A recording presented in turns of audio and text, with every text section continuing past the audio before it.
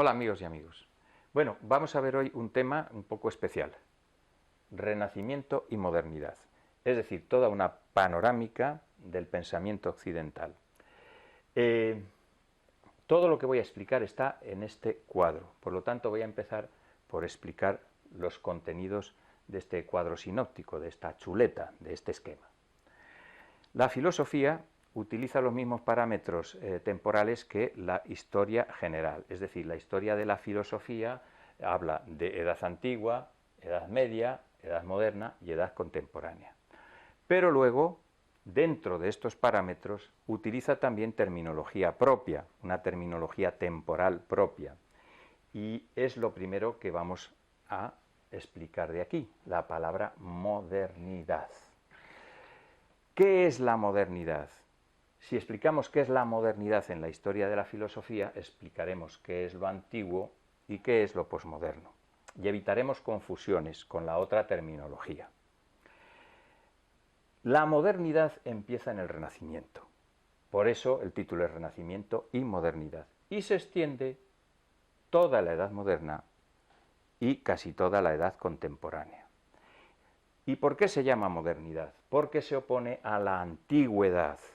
Lo antiguo, desde el Renacimiento hasta nuestros días, es lo medieval. Es esta época oscura del pensamiento donde la filosofía, la ciencia y casi todo estaba sujeto a la autoridad religiosa, el teocentrismo. Y por lo tanto, pues no había ninguna capacidad de crecer en los límites estrechos del control religioso, que era a la vez muchas veces un control político. Luego, lo antiguo en filosofía no es la antigüedad clásica, que esa está muy bien valorada. Lo clásico, lo antiguo clásico, es estupendo. Platón, Aristóteles, todo lo que hemos explicado, magnífico. Lo antiguo es lo medieval. Lo antiguo, por ejemplo, es seguir manteniendo hoy en día pues una interpretación literal de la Biblia, como hacen algunos, por cierto, es que hay gente antigua hoy en día. Eso es antiguo, eso es medieval. Eso es lo que se rompe en el Renacimiento, en el siglo XVI, aunque algunos todavía no lo asuman. Y eso es lo que vamos a ver ahora. Para ello nos hemos hecho con unas gráficas que también voy a explicar ahora. Hay 3 gráficas, 3 líneas, cada una de un color y con un significado, que es el siguiente. La línea verde, que es la línea de la esperanza, la he escogido intencionalmente por eso, significa el desarrollo del saber científico, técnico y filosófico. También de la cultura, porque todos los elementos de la cultura suelen evolucionar juntos, pero específicamente el saber científico, filosófico y técnico. Veis que este saber sufre un bajón en la Edad Media y una subida en la época que vamos a ver ahora, que es el Renacimiento. Y desde entonces no ha parado de crecer, de tal manera que es la única flecha que va siempre para arriba y siempre en positivo. Y quizás nuestra esperanza mayor, o una de las mayores esperanzas que tengamos para un futuro, que este desarrollo no se ha interrumpido desde entonces. Lo malo es que igual puede interrumpirse, pero por ahora no se ha interrumpido. Es una nota de esperanza. La segunda gráfica, de color rojo, en lugar de ser una línea recta, lo que hace es una parábola. Empieza desde abajo, tiene una gran meseta alta, pero luego inicia un descenso. ¿Qué representa? Representa la confianza del hombre en su propia razón, en la racionalidad, en el pensamiento, en la ilustración, ¿verdad? Bien. Y la última, que es esta línea negra, que también es una línea absolutamente recta, pero que tiene 2 peculiaridades, ¿no? Una que es de color negro, es decir, que aquí está lo bueno y lo malo, todo ha ido hacia arriba, y otra que tiene una X ahí que vamos a explicar. ¿A qué se refiere esta línea de color negro? A el desarrollo económico. El desarrollo económico que cambia de la Edad Media, que es una economía de supervivencia, a la globalización que empieza en el Renacimiento y que no ha parado de crecer. Pero ha crecido en los aspectos positivos, en la cantidad, en la calidad de cosas que consumimos, pero también en los aspectos negativos, la contaminación, etcétera, etcétera. Por eso estamos ahora en una X, que es un punto de inflexión en el cual no sabemos si esta globalización va a continuar o va a entrar en crisis. Aquí nos encontramos con otra X. Las X son puntos de inflexión históricos. Esta X es la que vamos a explicar ahora enseguida. Antes tenemos que explicar los tres conceptos de abajo, teocentrismo, antropocentrismo y biocentrismo. ¿Qué quieren decir? Son los tres parámetros, los tres paradigmas, los tres puntos de vista globales que tiene el pensamiento occidental a lo largo de la historia. El teocéntrico, que corresponde a la Edad Media, está claro lo que quiere decir, ¿no? Dios y la religión como el centro de toda actividad, tanto cultural como intelectual como científica, el centro de todo. El segundo, antropocentrismo, se corresponde con la modernidad, es decir, con el periodo que empieza en el Renacimiento y llega hasta casi ahora. Y es un pensamiento, lógicamente, optimista acerca del ser humano. El ser humano es el centro, es digamos, la cumbre de la creación o de la evolución, es lo mejor. Todo lo demás está a su servicio. Pero en la posmodernidad, en los últimos tiempos, aparece otro esquema muy interesante, como consecuencia además del desarrollo científico, que es el biocentrismo, el darnos cuenta de que no somos ni el centro del universo, como descubrimos precisamente en el Renacimiento, ni el centro tampoco de la vida, que la vida es algo que nos incluye a nosotros, que no está a nuestro servicio, que es algo mucho más grande que nosotros, y que como no tengamos en cuenta el fenómeno de la vida y de sus relaciones, ese sistema complejo en el cual nosotros somos una parte, pues nuestro futuro podrá tener una X, pero una X bien gorda, ¿verdad? Vale, vamos entonces a desarrollar este esquema, a ver si nos da tiempo, lo más rápidamente que podamos. Vamos a explicar, en primer lugar, que el Renacimiento no es solamente una parte de la edad moderna, es el pórtico de la modernidad. De aquí el título, Renacimiento y modernidad. El pórtico, la puerta de entrada, es donde comienza todo lo que ahora somos, a donde hemos llegado. Esta carrera que hemos iniciado, la hemos iniciado en el siglo XVI y con los mismos elementos hemos llegado, desarrollando esos elementos hasta donde hemos llegado, hasta ahora mismo.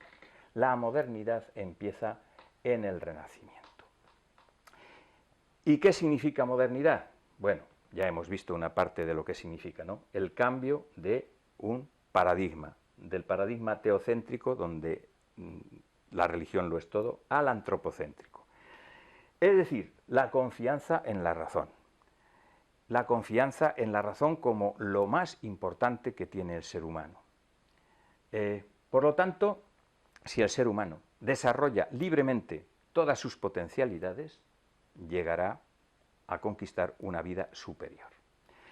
Es algo que se expresa de una manera, digamos, muy gráfica. Vamos a ver una manera gráfica y una manera escrita, porque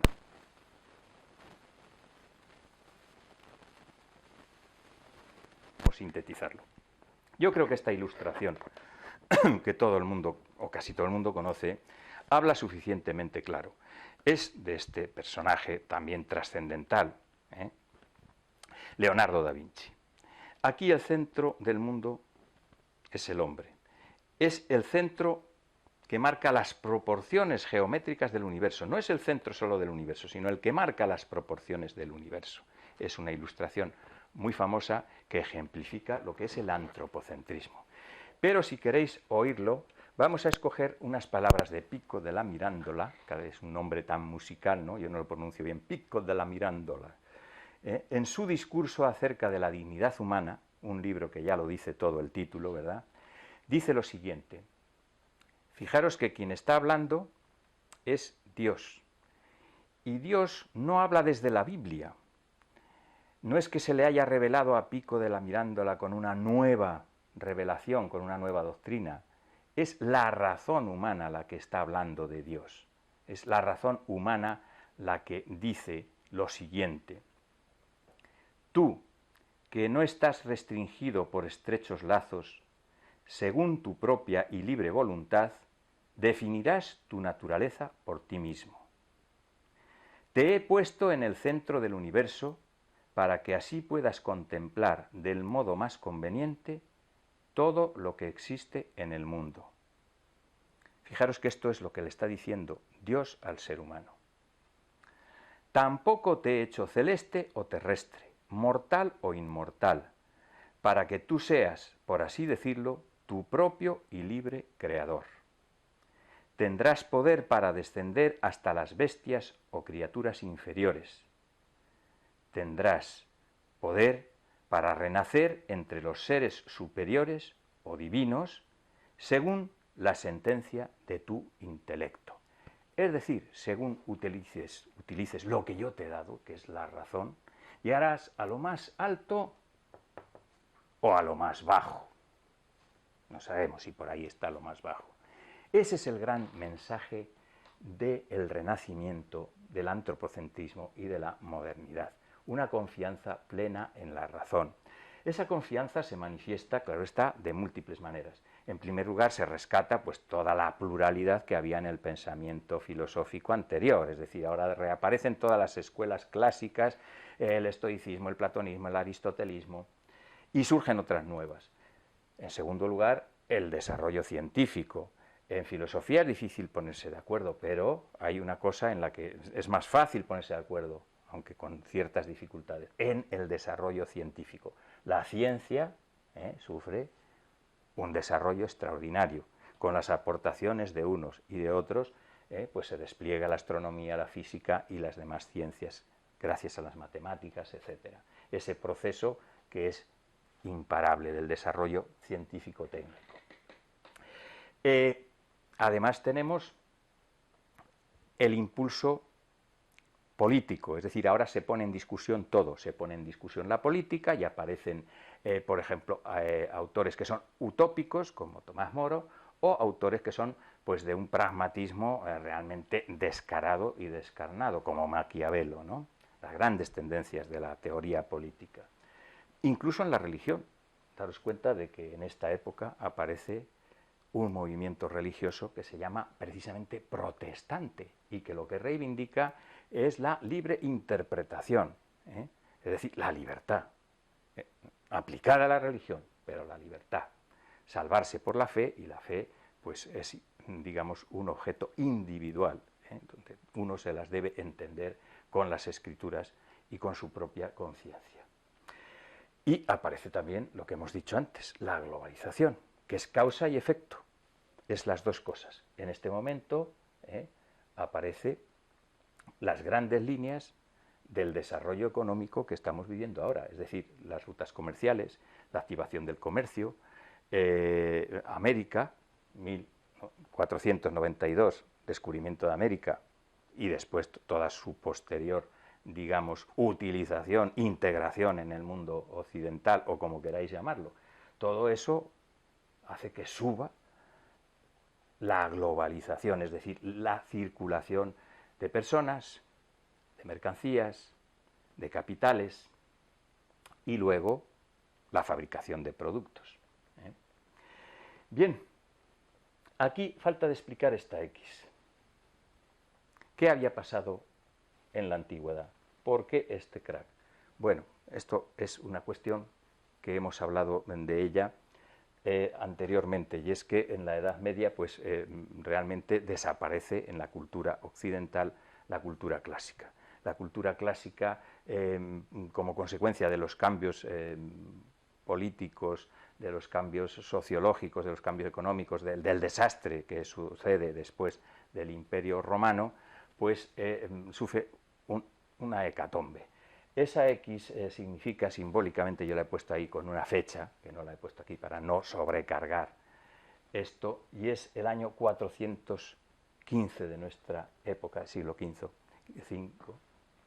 que es cuando se quema la biblioteca de Alejandría y cuando se asesina, se mata, se sacrifica a Hipatia, que era su directora, y es un momento simbólico que ejemplifica la destrucción de todo el saber acumulado durante siglos. La Biblioteca de Alejandría era la mayor biblioteca de toda la antigüedad y, por supuesto, de la Edad Media. Ahí se contenía todo el saber de milenios acumulado en los libros que se quemaron y que desaparecieron, y que luego tuvieron que ser recuperados cuando cayó el Imperio bizantino, y muchas de esas obras que habían sido conservadas en otras bibliotecas volvieron a Occidente.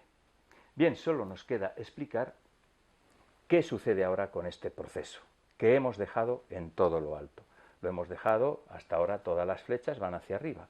El Renacimiento, la Ilustración, el racionalismo, la economía, todo va hacia arriba.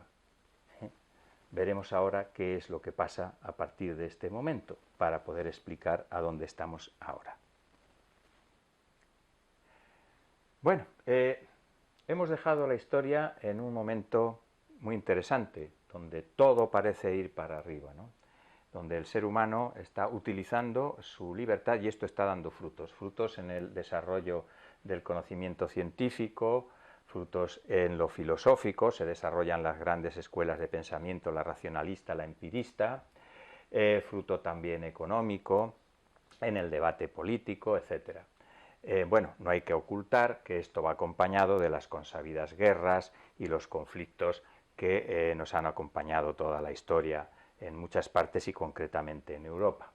Pero en el aspecto intelectual estamos en un momento de euforia que culmina con la Ilustración. La Ilustración es el momento, digamos, donde se plasma ese, digamos, objetivo de conseguir una nueva sociedad, una sociedad ilustrada, es decir, una sociedad fundada sobre bases racionales.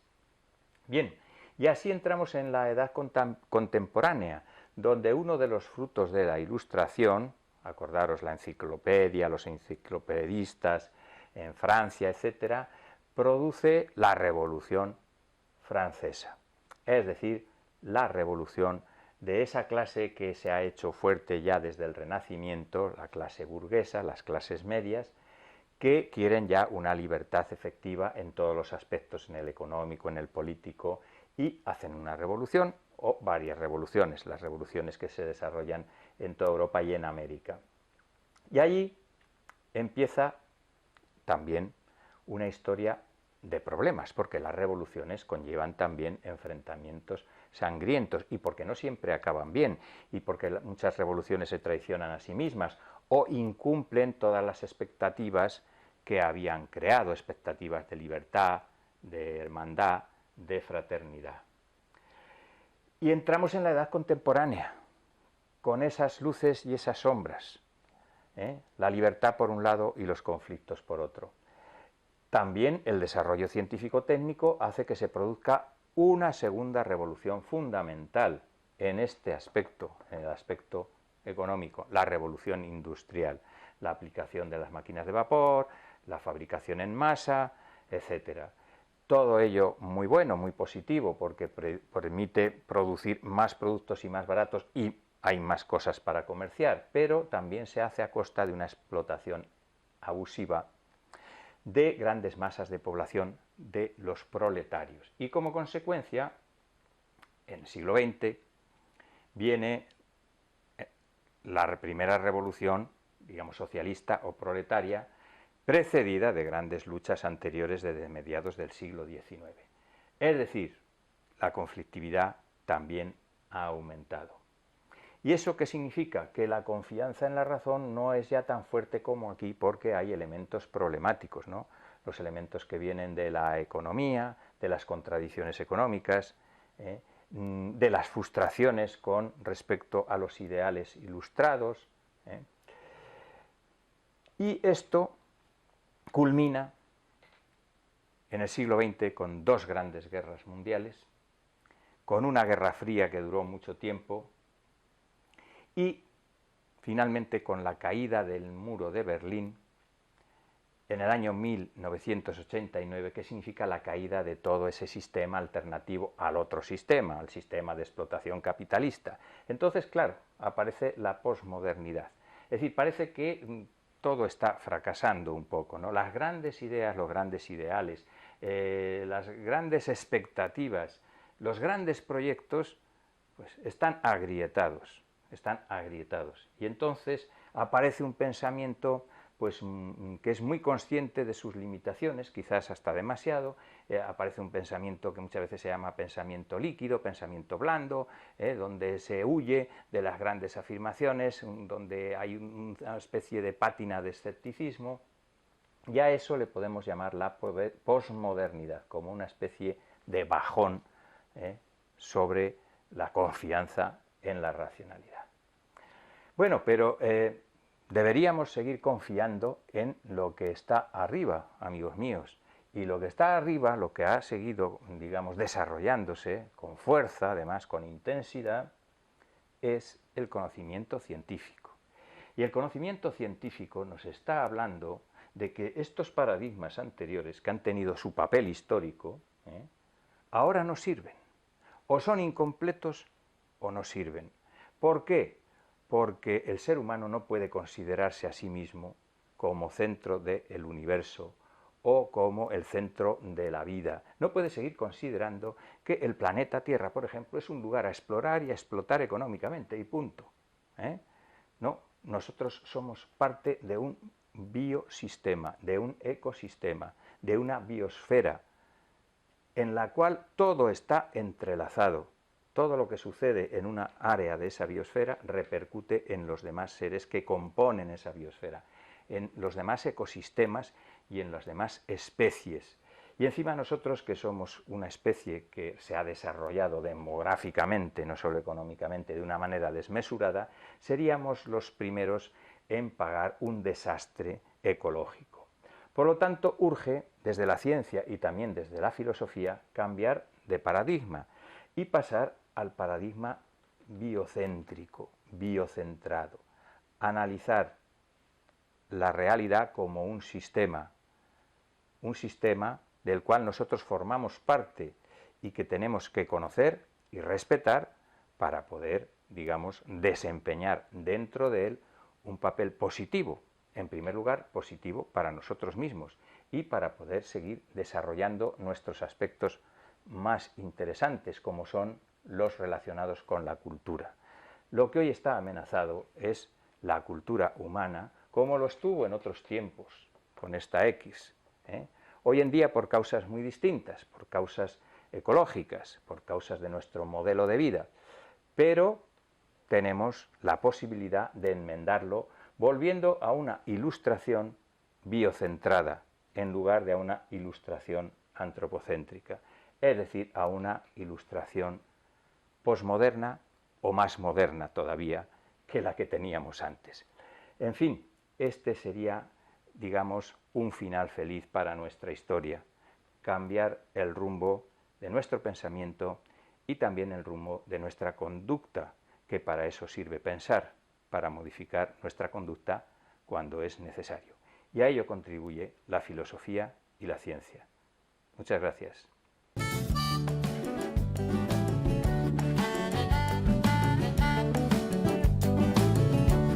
When you meet a friend, that ain't nothing you can do. That ain't nothing you can